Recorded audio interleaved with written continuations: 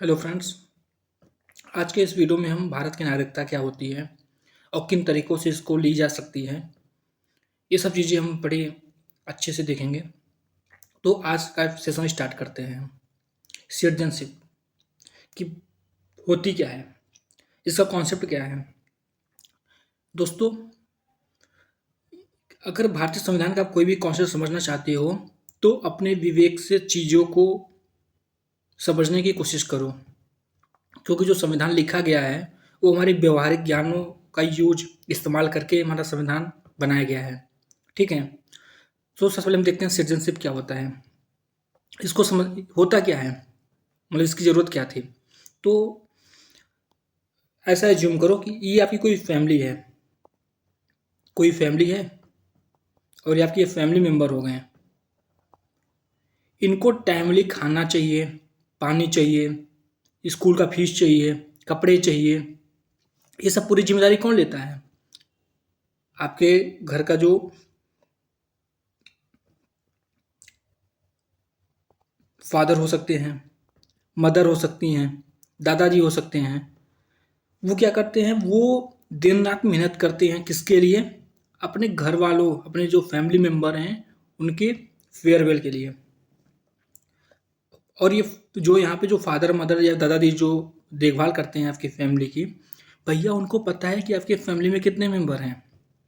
उसी हिसाब से वो महीने का कैलकुलेशन करके चलते हैं। अच्छा, हमें अभी हमने इतना कर लिया, हमें उसके लिए करना है इतना। ये सब चीज़ों कैलकुलेशन लेके चलते हैं।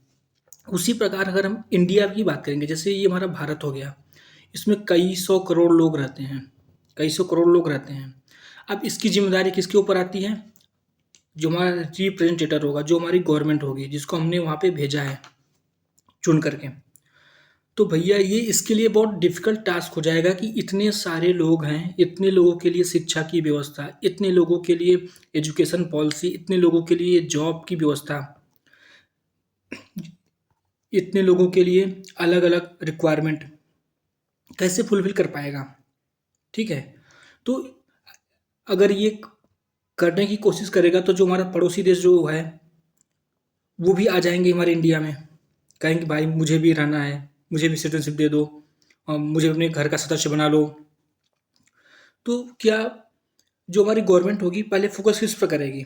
जो हमारे अंदर रहने वाले लोग हैं, जो बाहरी लोग आ रहे हैं, भाई बाहरी तो बाहर की बात की बात है, अगर बचेगा तो भाई दूसरे को दान दे देंगे। नहीं तो पहले तो अपना पेट तो भर लो, अपने लिए तो पहले व्यवस्था अरेंजमेंट तो कर लो। तो इसके लिए बनाई गया सिटीजनशिप।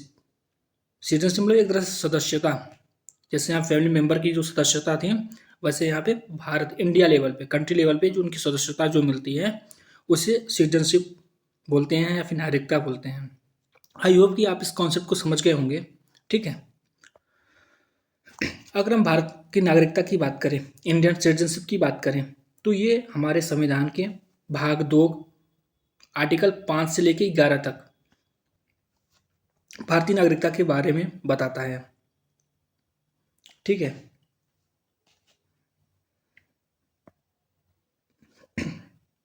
जो भारत की नागरिकता है, इंडियन सिटीजनशिप एक्ट जो बनाया गया है टाइम टू टाइम, इसमें अमेंडमेंट हुए हैं। Indian citizenship act 1955। इसका मतलब ये नहीं है कि एक बार संविधान हमारा बन गया है तो वो चला आ रहा है, उसमें कई बार चेंज हुए हैं। और जो आर्टिकल 11 है वो पार्लियामेंट को पावर देता है कि पार्लियामेंट सिटीजनशिप एक्ट में अमेंड कर सकती है। टाइम टू टाइम इसमें हुआ भी है, वो सब चीज़ों को हम देखेंगे। ठीक है। तो जो इंडियन सिटीजनशिप एक्ट है वो दो लॉ पे काम करता है, क्योंकि ये जो लॉ बनाए गए हैं हमारे देश को चलाने के लिए बनाए गए हैं, और देश को चलाने के लिए व्यवहारिक ज्ञान बहुत जरूरी है। और जो रूल्स वगैरह जो भी बनाया गया है वो व्यवहारिक ज्ञान ज्ञान का यूज करके ही बनाया गया है। तो जो इंडियन सिटीजनशिप एक्ट है 1955, वो दो प्रिंसिपल पे काम करता है, वो दो लॉज पे बनाया गया है। वो कौन कौन से हैं? Laws of blood and laws of soil. अब ये सब क्या होते हैं? इन सब चीज़ों को समझने के लिए आप एज्यूम करो कि आपका कोई बड़ा भाई है, ये आपका घर हो गया, इसमें आपका बड़ा भाई है। बड़ा भाई रहता है सूरत में, ये है सूरत, सूरत में रहता है भाभी के साथ। तो भाई को लड़का होता है सूरत में, भाई को लड़का हुआ सूरत में, तो हम बोलते हैं कि भाई मेरा भतीजा हो गया या भतीजी हो गई, जो भी आप बोलो, हो गई है। इसका मतलब जो भतीजा या भतीजी जो हुई है आपके, वो आपके घर का मेंबर हो गई, आपके घर की एक सदस्य हो गई, ठीक है। चाहे वो आपके घर में पैदा हुए थे तब भी, चाहे वो सूरत जाके पैदा हुए हैं तब भी, वो आपके घर के मेंबर, मानोगे नहीं मानोगे, मानोगे ना। तो इसका मतलब क्या हुआ, जो आपकी जो भतीजा या भतीजी जो आई है, वो बाई ब्लड आपका उससे रिलेशन है। इसका मतलब यहाँ पे लॉ ऑफ ब्लड काम कर रहा है, यहाँ पे लॉ ऑफ ब्लड काम कर रहा है, ठीक है। एक कॉन्सेप्ट ये हो गया। और दूसरा ये हो गया कि जो भाभी जी आई हैं भाई, वो तो कहीं और पैदा हुई थी, वो तो कहीं और पैदा हुई थी, लेकिन आपके भाई के साथ शादी हुआ और वो आपके घर में आके रहने लगी। इसका मतलब क्या हुआ, जो भाभी जी भी हैं वो अब आपके घर की मेंबर हो गई। इसका मतलब क्या हुआ, जो भाभी जी आपके घर की जो मेंबर हुई हैं, वो बाई ब्लड तो थोड़ी हुई हैं, वो तो लॉ ऑफ सॉयल, वो लॉ ऑफ सॉयल के बेसिस पे वो आपके घर की मेंबर हो गई हैं। उसी प्रकार जैसे यहाँ पे हमने ये कॉन्सेप्ट को समझा, सेम ऐसे यहाँ भी जो इंडियन सिटीजनशिप एक्ट 1955 जो बनाया गया था, ये भी दो लॉज पे काम करता है। एक हमारा हो गया laws of blood and laws of soil. इसको बी से दिखा देते हैं, इसको एस से दिखा देते हैं आगे समझने के लिए, ठीक है। आई होप कि आप इसको भी समझ गए होंगे। अब जो 5 प्रकार की जो 5 वे हैं जिसके द्वारा आप नागरिकता ले सकते हो, वो कौन-कौन से हैं? उन सब चीज़ों पर भी हम एक विस्तृत वर्णन करेंगे। पहले हम देख लेते हैं कि वो है कौन-कौन से। एक हो गया बाय बर्थ, एक हो गया बाय डिसेंट, एक टेरिटोरियल, रजिस्ट्रेशन एंड नेचुरलाइजेशन। अब बाय बर्थ में क्या होता है? अगर कोई ब्लड बाय बर्थ मतलब पैदा हुआ हो, कोई अगर पैदा हुआ हो। बाय डिसेंट मतलब अगर कोई कंट्री में पहले है, यहाँ का वो सिटीजन है, और कोई बाहर जाके कोई अगर बाहर उसका जो लड़का पैदा हो जाए या फिर बाहर चला गया हो, फॉरेन में रहता हो, बाय डिसेंट। टेरिटोरियल हमारा कंट्री है, हमारे कंट्री के पास दूसरा कोई देश आता है, बोलता है भैया हमको अपने देश का पार्ट बना लो। रजिस्ट्रेशन में क्या हो गया, एक फिक्स टाइम पीरियड तक रहने के बाद तो आदमी एलिजिबल हो जाता है रजिस्ट्रेशन करने के लिए कि भाई मुझे यहाँ की सिटीजनशिप मिल दे दो। नेचुरलाइजेशन इसमें भी होता है कि अगर एक फिक्स टाइम पीरियड तक आदमी अगर रह लेता है तो उसको बाहर की नागरिकता मिल जाती है। ये कुछ टर्म्स हैं, उन सब टर्म्स को अब इंडिविजुअल अलग अलग देखेंगे। तो पहले मैं आपसे एक क्वेश्चन पूछता हूँ कि अभी हमने दो लॉज देखा ना, लॉज ऑफ ब्लड देखा एंड लॉज ऑफ सॉइल देखा। तो बाई बर्थ में कौन सा लॉज काम करेगा? बाई बर्थ में हमारा दोनों लॉ काम करेगा, ब्लड एंड सॉइल। क्यों? क्योंकि भैया जो भाई को लड़का सूरत में पैदा हुआ है वो तो घर पे भी हो सकता था ना, इसलिए ब्लड एंड सॉइल दोनों काम करेगा।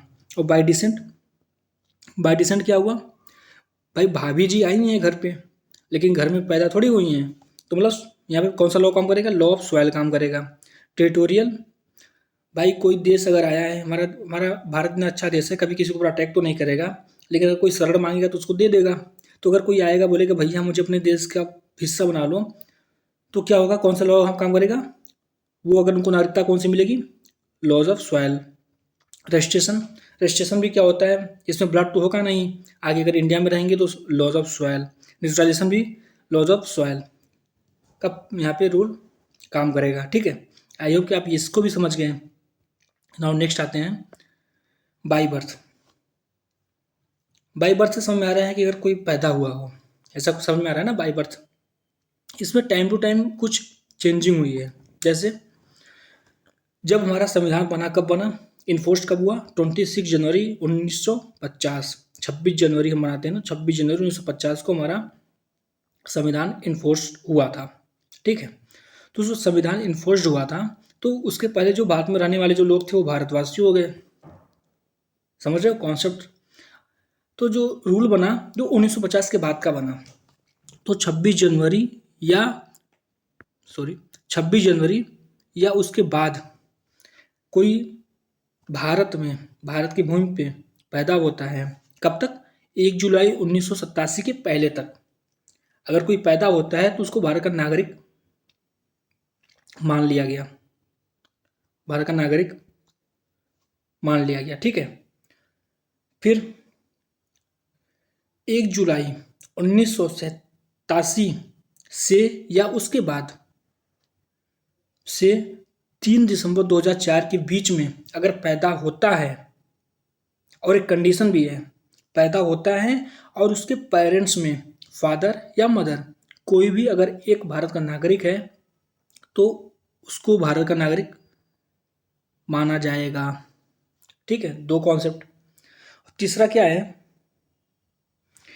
कि 3 दिसंबर 2004 से या उसके बाद से अब तक चल रहा है ये, कि अगर कोई आदमी कोई पैदा होता है हमारी इंडियन टेरिटरी में, पैदा होता है, उसके पेरेंट्स में से कोई भी एक भारत का नागरिक हो और दूसरा, पेरेंट्स में मतलब फादर या मदर में कोई एक नागरिक हो और दूसरा इलीगल माइग्रेंट ना हो। इलीगल माइग्रेंट का मतलब कोई भाई कोई दूसरा देश छोड़ के आ गया, उसके पास कोई डॉक्यूमेंट्स ना हो, इलीगल माइग्रेंट ना हो, तो उस जो पैदा हुआ है उसको सिटीजनशिप इंडिया की दे दी जाएगी बाई बर्थ। अब ये देखते हैं कि पहले भाई बस पैदा हो जाओ बस, और फिर कोई एक अगर भारत का नागरिक हो बस, और यहाँ पे एक भारत का नागरिक कम से कम हो और दूसरा इलीगल माइग्रेंट ना हो। देखो अगर आप ध्यान से देखोगे तो पहले हमारा कितना आसानी से सिटीजनशिप मिल जाती थी, उसके बाद फिर कठिन बनाया गया, फिर और कठिन बनाया गया, मतलब पहले सिंपल फिर टफ फिर वेरी टफ ये बनाया गया ना। अब ऐसा क्यों बनाया गया हम इसको एक बार समझ लेते हैं। ये सोचो, ये हमारी बाउंड्री हो गई है, ये हमारे रहते हैं यहाँ पे इंडियन और ये यहाँ पे रहते हैं बांग्लादेश।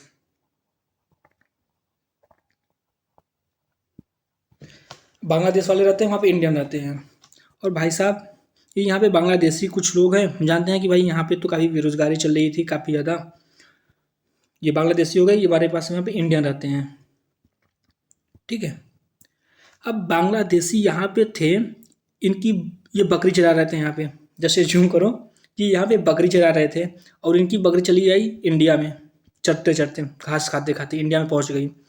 जब इंडिया में इनकी बकरी आ गई तो ये भाई दोनों आ गए इंडिया में अपनी बकरी पकड़ने के लिए, बाउंड्री लाइन पार कर दिया, बाउंड्री लाइन पार कर दिया, हमारे इंडिया में आ गए। और यहाँ पे ये औरत यहाँ पे बच्चे को जन्म दे दिया इंडियन टेरिटरी में। तो भैया ये तो बहुत सिंपल हो गया, अगर ये तो इनके लिए काफ़ी सिंपल हो गया। तो जो लड़का यहाँ पैदा हुआ है उसको भारत की नागरिकता मिल गई। क्या ये लॉजिकल है? अब पहला कॉन्सेप्ट क्या था, 26 जनवरी 1950 के बाद 1 जुलाई 1987 तक अगर कोई भी पैदा अगर भारत में होता है तो उसको भारत की नागरिकता दी जाएगी। तो बहुत सिंपल हो गया, अगर नागरिकता किसी को लेनी है तो भाई ये बाउंड्री क्रॉस करके आओ यहाँ पे, अगर बच्चा पैदा हो जाए तो उसको नागरिकता मिल गई। पहले ऐसा कुछ कॉन्सेप्ट था, फिर देखा कि भाई ये बहुत काफ़ी टफ, थोड़ा इसमें कुछ अमेंड करना पड़ेगा, नहीं तो जो बाहरी लोग होंगे वो आकर के ऐसे ही करेंगे और जनसंख्या का भी बढ़ा देंगे और हमारे का भी बर्डन बढ़ जाएगा हमारे कंट्री के ऊपर। तो दूसरा ये बनाया गया कि 1 जुलाई 1987 के बाद और 3 दिसंबर 2004 के बीच में अगर कोई लड़का अगर पैदा होता है भारत की भूमि पर, उसमें से कोई भी एक भारत का नागरिक हो, फादर या मदर, तो उसको भारत का नागरिकता दे दिया जाएगा। अब ये भी कॉन्सेप्ट कुछ दिन तक चला भैया, 2004 तक ये भी चला कॉन्सेप्ट, 2004 तक 3 दिसंबर 2004 तक ये कॉन्सेप्ट चला। फिर क्या हुआ, ये हमारा इंडिया वाला है, ये और ये हमारा बांग्लादेश वाला हो गया, इंडिया बांग्लादेश। ये हमारा एक्स है, एक्स कोई आदमी रहता है यहाँ पे, और यहाँ पे वाई कोई रहती है, वाई। अब ये भी यहाँ बकरी चराता है और जो वाई है वो भी बांग्लादेश बकरी चराती है, तो इसका बकरी भी इधर आ गया, इसका बकरी आ गई। और जब बकरी आपस में मिले तो ये इनके बीच एक्स और वाई के बीच नज़दीकी आई, तो फिर भाई एक्स वाला बकरी चराने यहाँ पे आने लगा, वाई वाली भी यहाँ पे बकरी चराने आने लगी। फिर वाई वाली भी एक्स के साथ हो ली और इन दोनों का बच्चा पैदा हुआ। जब इनका बच्चा पैदा हुआ तो वो भारत का नागरिक माना जाएगा, लेकिन क्या ये सही है? भाई इसके पास तो कोई दस्तावेज ही नहीं, कोई डॉक्यूमेंट भी नहीं है। इससे काफ़ी टेररिज्म को भी बढ़ावा मिलने लगा। टेररिज्म को भी बढ़ावा मिलने लगा कि भैया बॉर्डर को उस साइड से कोई आ गई, उसके साथ अपने रहने लगे और फिर दिक्कत बढ़ गई। तो ये भी कॉन्सेप्ट फेल हो गया। ये कॉन्सेप्ट हो गया फेल 2004 के बाद से। फिर नेक्स्ट कॉन्सेप्ट बनाया गया। नेक्स्ट कॉन्सेप्ट क्या था कि भैया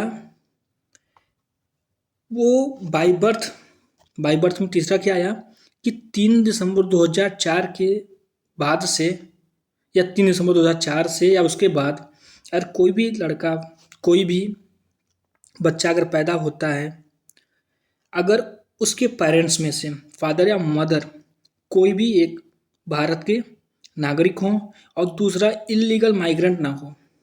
जैसे बकरी चराने वाली जो वाई थी, ये तो भाई इलीगल माइग्रेंट थे, ये तो बॉर्डर के उस साइड रहती थी। और ये हमारा जो इंडियन वाला था बकरी चराने वाला, ये तो भाई सिटीजन था इंडिया का, लेकिन वाई नहीं थी, इसके पास कोई डॉक्यूमेंट कुछ भी नहीं था। और ये आकर के इसके साथ रहने लगी, इसका दोनों का बच्चा हुआ, तो ये नागरिकता इसको मिल ही गई। ऐसा कॉन्सेप्ट था। लेकिन इन सब चीज़ों को फिर हटा दिया गया कि भाई इसको इलीगल माइग्रेंट है, इससे भी कुछ अमेंड किया गया।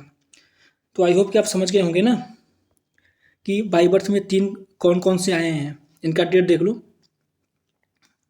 पहले सिंपल था, फिर टफ, फिर वेरी टफ। सिंपल में क्या था, बस पैदा हो जाओ बस। टफ में क्या हुआ कि कोई भी एक भारत का नागरिक हो। और वेरी टफ में क्या हुआ, भाई एक भारत का नागरिक हो, दूसरा इलीगल माइग्रेंट ना हो। अगर ऐसा होता है तो उसको बाई बर्थ इंडियन का सिटीजनशिप दे दिया जाएगा। और दूसरा आता है बाई डिसेंट। ध्यान देना, अगर हम बाई बर्थ में देखेंगे तो उसको धीरे धीरे, पहले सिंपल था, फिर टफ, फिर वेरी टफ बनाया गया। लेकिन यहाँ जस्ट उल्टा है बाई डिसेंट में। क्यों? थोड़ा प्रॉफिट भी है, हमारे भारत का भी प्रॉफिट है ऐसा करने के लिए। अब प्रॉफिट क्या है उसको भी देख लेंगे। बाई डिसेंट, बाई डिसेंट का कॉन्सेप्ट जो है उसको समझने के लिए आप एक चीज़ ध्यान से देखो। बाई डिसेंट क्या होगा कि वो भारत का नागरिक हो, वो भारत का नागरिक हो और वो कहीं जाके फॉरेन में रह रहा हो, वो फॉरेन में रह रहा हो, और उसको अगर वहाँ जो फॉरेन में रह रहा तो क्या,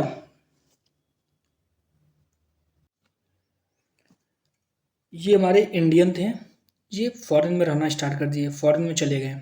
और फॉरेन में इनका लड़का पैदा हुआ, इनका बच्चा हुआ। तो जो बच्चा जो पैदा हुआ है वो तो आउटसाइड इंडिया पैदा हुआ है, आउटसाइड इंडिया पैदा हुआ है, तो उसको भारत का नागरिक माना जाएगा।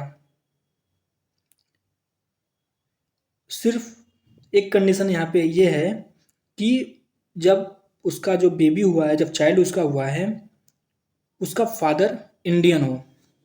इसका मतलब 26 जनवरी 1950 से या उसके बाद से 10 दिसंबर 1992 के तक अगर कोई इंडियन फॉरेन में जाके रहता है, अगर उसको वहाँ पे चाइल्ड होती है तो उसको सिटीजनशिप दिया जाएगा तब जब उसका फादर इंडियन सिटीजनशिप का मेंबर हो। इसका मतलब क्या हुआ कि यहाँ पे प्रायोरिटी फादर को दी गई। भाई अगर मदर इंडियन है तो उसको सिटीजनशिप नहीं दी जाएगी, लेकिन फादर है, अगर सिर्फ फादर ही होगा उस समय अगर भारत का नागरिक, तभी उसको दिया जाएगा। पहले तो टफ था कि भाई ये अन्याय हो रहा है कि भाई फादर है तभी होगा। तो फिर नया कॉन्सेप्ट आया 10 दिसंबर 1900 बाद 10 दिसंबर 1992 से या उसके बाद से 3 दिसंबर 2004 के पहले तक अगर कोई इंडियन फॉरेन में रहता है, मतलब जो भारत का पहले नागरिक हो, इंडियन पेरेंट्स अगर हो, पहले भारत का नागरिक हो, वो जाके फॉरेन रहना स्टार्ट कर दिया और उसका बच्चा हुआ, उसके चाइल्ड हुई, तो जब जिस समय ये चाइल्ड हुआ उस समय फादर या मदर कोई भी इंडियन हो, पहले यहाँ पे फादर था, अब इसमें फादर और मदर कोई भी एक अगर उस समय इंडियन है तो उसको बाय डिसेंट सिटीजनशिप दे दी जाएगी उसके बच्चे को। अब 3 दिसंबर 2004 के बाद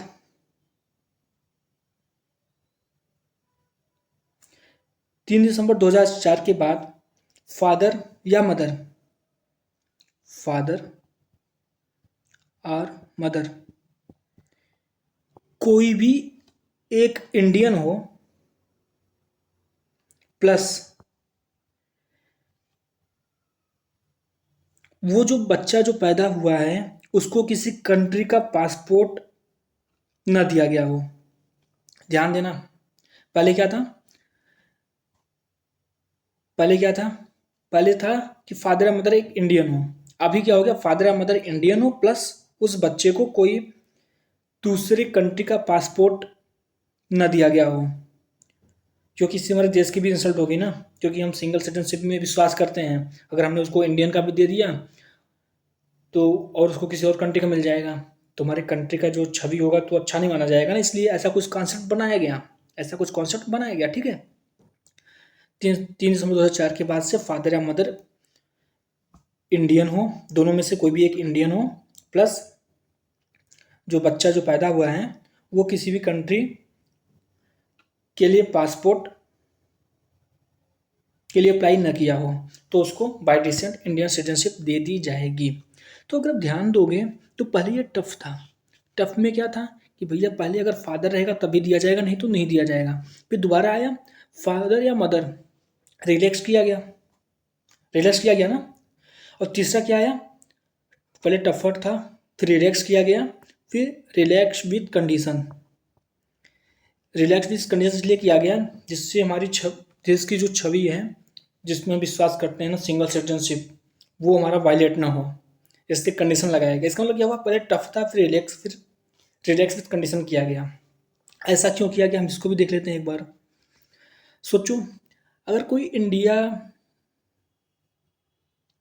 सोचो कोई आदमी है वो भारत का नागरिक है, इंडिया का सिटीजन है, ठीक है, इंडिया का सिटीजन है, तो वो गया फॉरेन, फॉरेन में उसके क्या हो गए, बच्चे हो गए, फॉरेन में उसके बच्चे हो गए।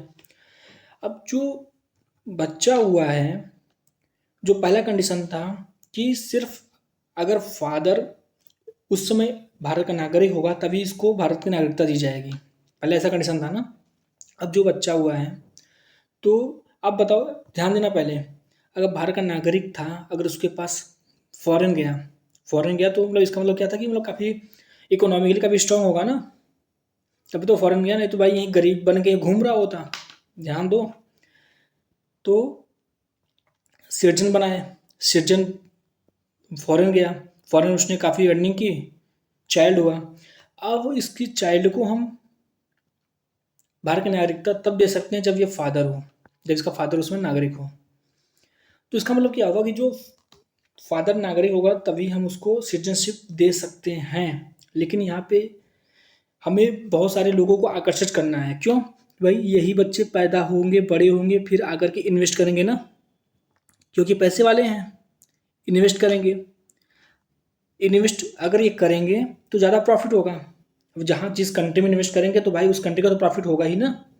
तो हम इनको क्या करते हैं, हम इंडिया के लिए इनको अट्रैक्ट करते हैं कि भैया तुम्हारे फादर हमारे देश के नागरिक थे तो हम इसलिए तुम्हें नागरिकता दे रहे हैं। तो इसको भी वो लगेगा, हाँ कनेक्शन दिखेगा ना, अपना कनेक्शन खोजते हैं चीज़ों को, जो बड़े लोग होते हैं उनसे अपना कनेक्शन खोजते हैं कि हाँ वो जो वो आदमी है उनके पापा के दादा के वो जो हैं वो मंत्री हैं, ऐसे कनेक्शन खोजते हैं ना, कहीं अगर फंसते हो आप लोग तो उसी प्रकार यहाँ भी हम कनेक्शन खोजते हैं किसके लिए, जिससे हम अपने इंडिया की इकोनॉमी को ग्रोथ करवा सकें।